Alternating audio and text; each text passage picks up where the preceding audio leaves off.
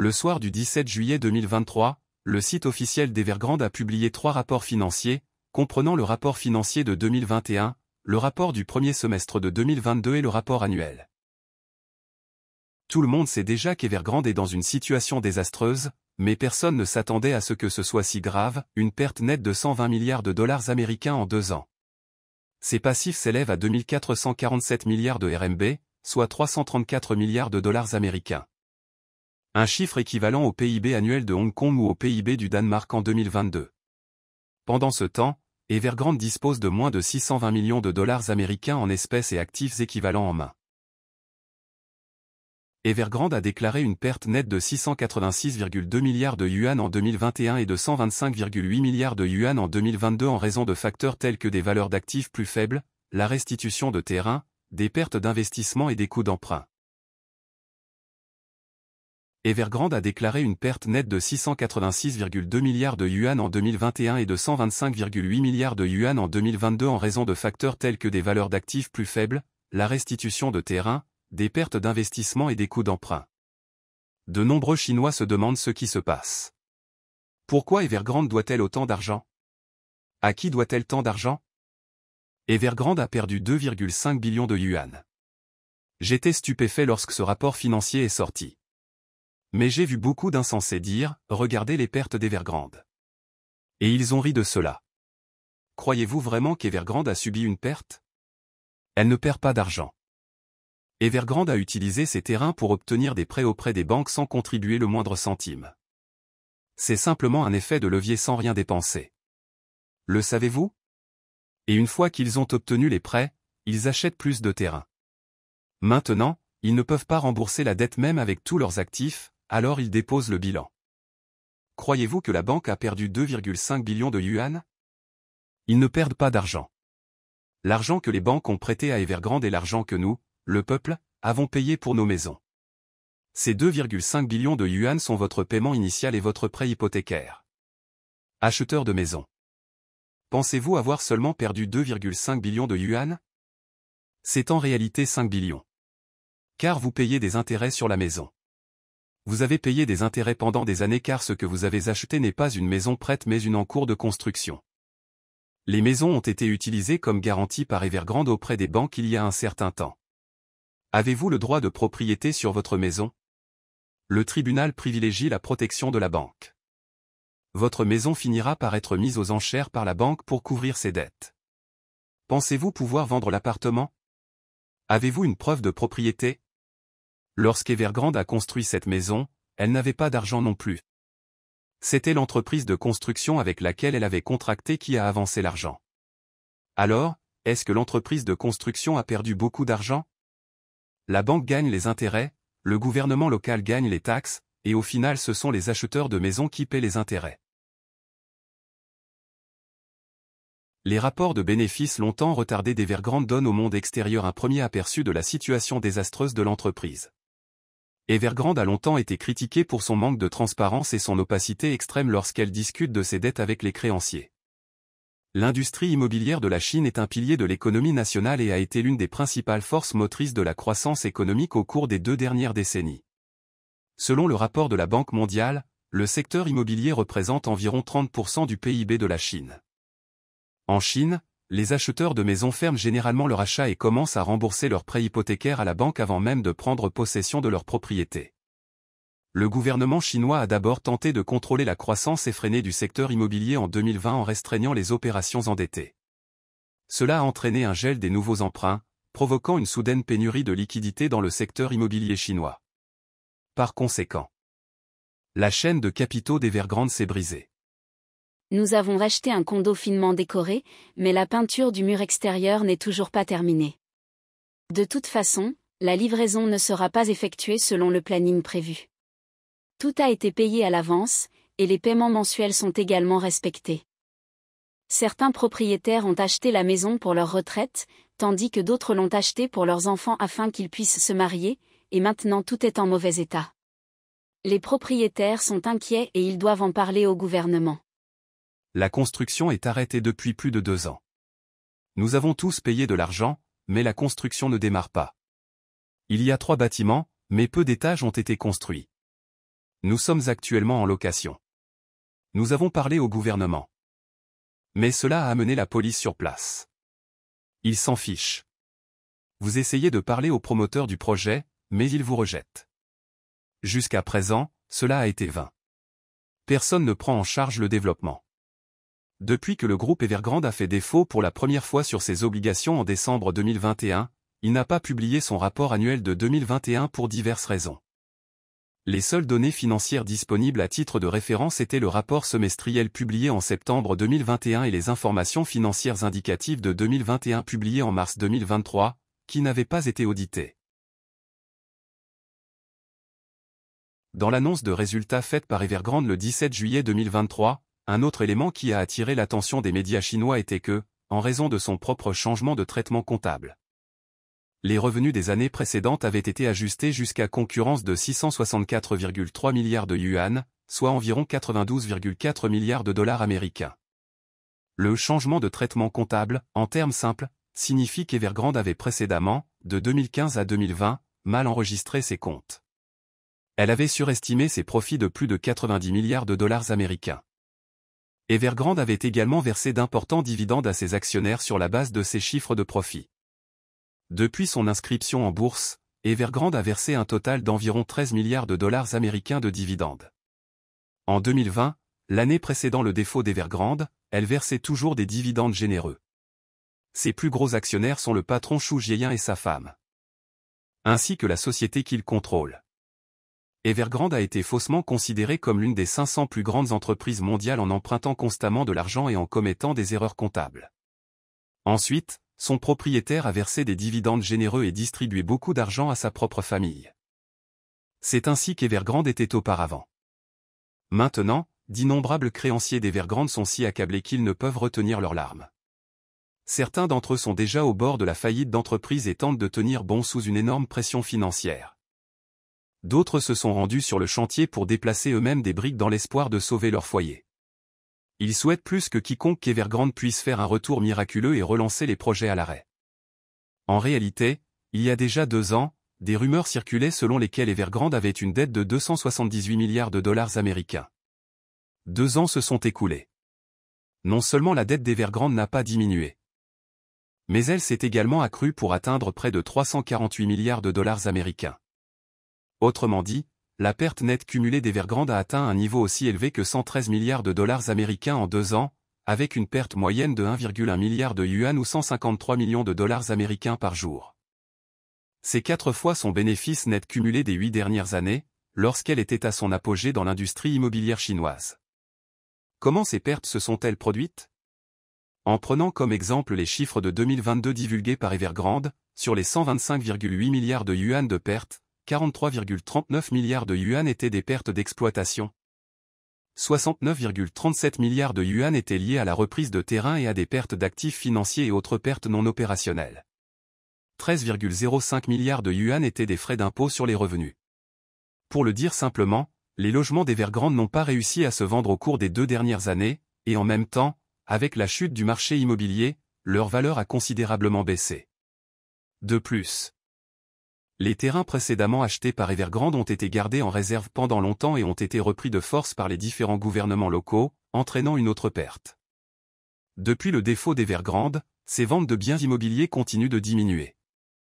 En 2021, ces ventes ont chuté de 48% par rapport à l'année précédente. En 2022, elles ont chuté de 91% par rapport à l'année précédente. Récemment, un propriétaire d'Evergrande à Kaifeng, province du Henan, a appelé la ligne directe du maire pour se plaindre des fréquentes coupures de courant dans son quartier, mais l'opérateur l'a ridiculisé en lui disant qu'il le méritait pour avoir acheté une maison Evergrande. En d'autres termes, acheter une maison Evergrande est devenu quelque chose de honteux. En juin 2023, Evergrande a annoncé le lancement de 16 000 ensembles de logements existants dans 260 villes à travers le pays. Dans l'environnement global actuel en Chine, combien de personnes y participeront? Divers gouvernements ont lancé une vague de récupération de terrains sans compensation visant Evergrande, le géant déchu. En novembre 2022, le gouvernement municipal de Wuhan a annoncé qu'il récupérait 11 parcelles de terrain sans compensation dans le projet de la ville scientifique et touristique de Wuhan, dans lequel Evergrande avait dépensé 8 milliards de yuan, soit plus de 1,1 milliard de dollars américains. et la ville de Écho a repris le projet d'Evergrande couvrant 544 acres de terrain sans compensation, tandis qu'une autre ville de la province du Hénan a repris 198 acres de terrain d'Evergrande qui étaient restés inutilisés pendant 2 ans. Selon des statistiques incomplètes, jusqu'en 2022, Evergrande a eu plus de 1977 acres de terrain repris par le gouvernement local sans compensation en raison de paiements de terrain en retard et de terrains inutilisés. Comment Evergrande devrait-il nettoyer son désordre, et qui supportera les terribles conséquences de ces énormes pertes et responsabilités à la fin? La Banque centrale de Chine a une fois divulgué un ensemble de données, selon lequel 70% des passifs des entreprises de développement immobilier sont constitués d'avances personnelles et d'avances des entreprises en amont et en aval, et 30% sont constitués de passifs financiers. Cette structure de dette est très similaire à celle d'Evergrande, à la différence qu'Evergrande dépend davantage des entreprises en amont et en aval. Parmi les 334 milliards de dollars de dette d'Evergrande, les passifs contractuels, les emprunts et les créances s'élèvent respectivement à 100,4 milliards de dollars, 85,2 milliards de dollars et 139,5 milliards de dollars, représentant 29,58%. 25,12% et 41,12% du total des passifs du groupe Evergrande. Le premier de ces éléments est constitué des passifs contractuels, qui font référence au montant non livré du contrat signé pour la vente de logements. Les débiteurs sont les propriétaires qui n'ont pas encore reçu leur logement. La dette contractuelle d'Evergrande s'élève à 100,4 milliards de dollars, et si l'on calcule à 1 million de yuan par logement, il y a encore 720 000 familles qui attendent avec impatience d'emménager dans leur nouveau logement. Selon les déclarations d'Evergrande, en 2022, 732 projets de livraison garantie ont été réalisés, avec un total cumulatif de 301 000 unités livrées, ce qui a réglé le sort de 300 000 familles. Mais cela ne représente que la moitié de l'objectif initial.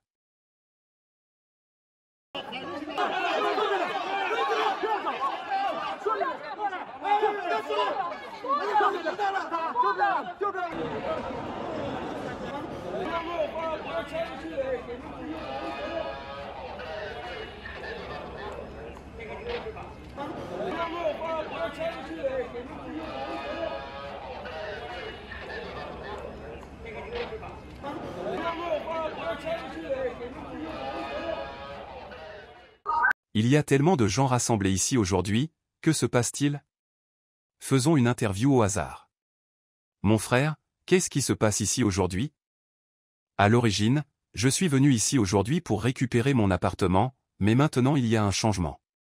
C'est reporté à nouveau. Cela a été reporté à plusieurs reprises, 1 fois, 2 fois, 3 fois, hélas, c'est vraiment déchirant pour nous, les gens ordinaires. J'ai acheté ce condo il y a 3 ans. Maintenant, je suis un peu de retour pour visiter l'ancien lieu et le vérifier. J'étais tellement excitée avant de l'acheter que je ne pouvais pas dormir. Je devais l'acheter. Et maintenant, qu'est-ce qui se passe? Toutes ces personnes sont ici pour réclamer leur logement. Elles ne sont pas venues ici pour acheter des logements. Elles sont toutes des victimes du projet délabré, et elles sont ici pour réclamer leur logement à Evergrande. Je ne vois personne sortir pour nous parler.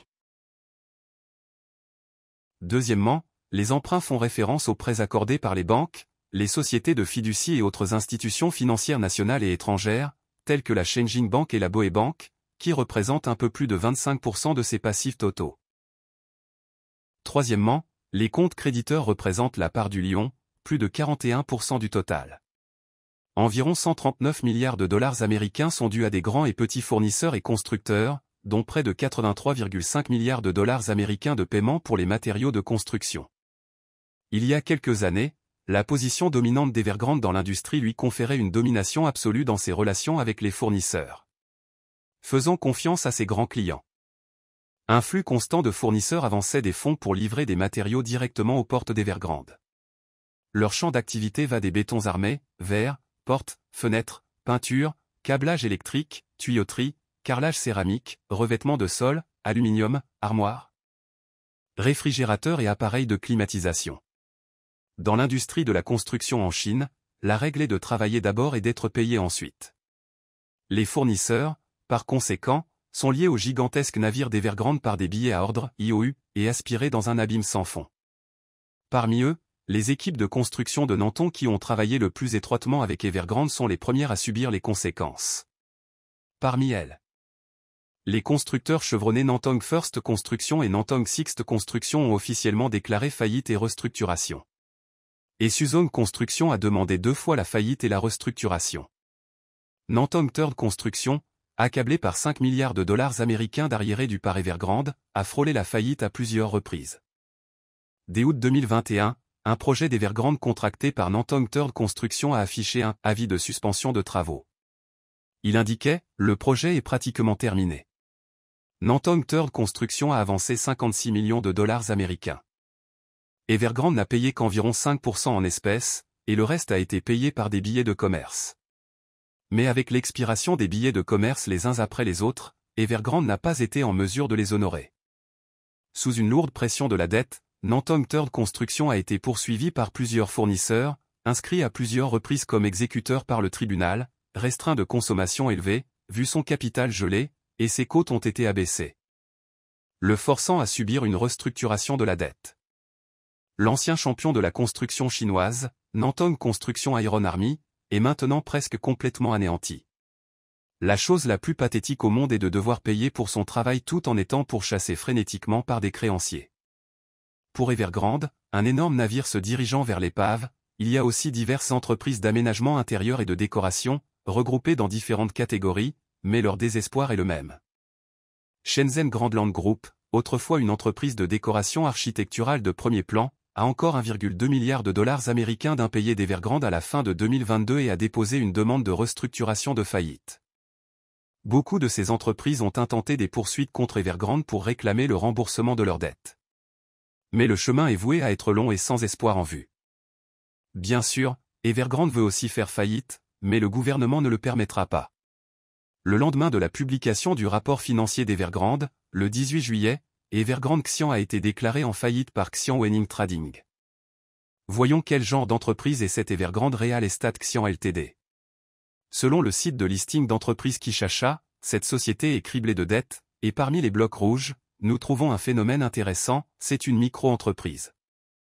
Voyons à quel point cette micro-entreprise est petite. Son capital social est de 116,67 millions de yuan. En d'autres termes, son capital versé s'élève à 105 millions de yuan. Depuis quand la norme pour les micro et petites entreprises dans notre pays est-elle devenue si élevée? Selon les normes nationales pour les micro et petites entreprises, cette société ne répond à aucune d'entre elles. Bien sûr, tout cela fait partie du passé. Regardons vers l'avenir. Cette entreprise a déposé une demande de faillite. Mais le tribunal doit approuver la faillite avant qu'elle ne puisse être officiellement déclarée en faillite.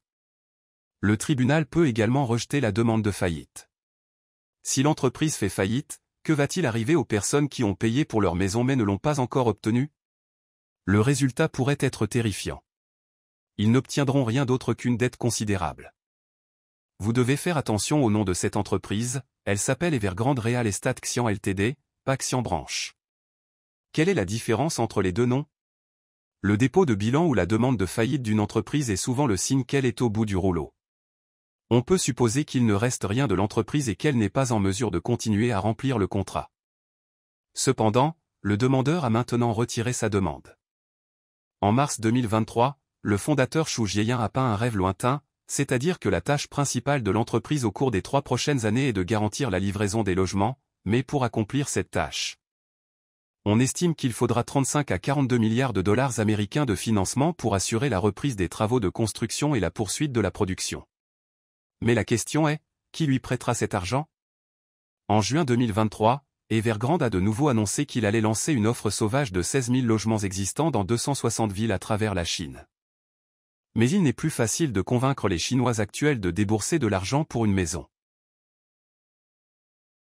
Encore en train d'essayer de dépouiller les personnes nées après l'année 2000. Continuez à rêver. Ceux nés après 2000 ont déclaré sur le web que nous défendons les 3 non, pas de prêt immobilier, pas de prêt automobile et pas d'enfants. Chaque matin, nous nous réveillons et récitons ces lignes 3 fois. Les enfants et les petits-enfants ont leur propre bénédiction, sans enfants ni petits-enfants, je peux profiter de ma vie. Nous avons de la compassion pour tous les parents. Nous n'avons pas ces soucis quand nous n'avons pas d'enfants. Les mères s'inquiètent quand leurs enfants voyagent hors de la maison, mais je n'ai pas d'inquiétude quand je n'ai pas d'enfants. C'est ce que nous appelons une femme parfaite ou une femme sans descendance. Nous ne nous marions pas, nous ne travaillons pas, nous n'achetons pas de maison. Nous n'avons pas d'enfants. Quand une personne est bien nourrie, toute la famille n'a pas faim. Vous essayez toujours de les exploiter? Vous plaisantez? Même les capitalistes pleureraient en les voyant. La crise de la dette d'Evergrande met en évidence le fait que l'économie chinoise est confrontée à l'un de ses défis les plus difficiles depuis des décennies et que la capacité du gouvernement à résoudre le problème semble épuisée.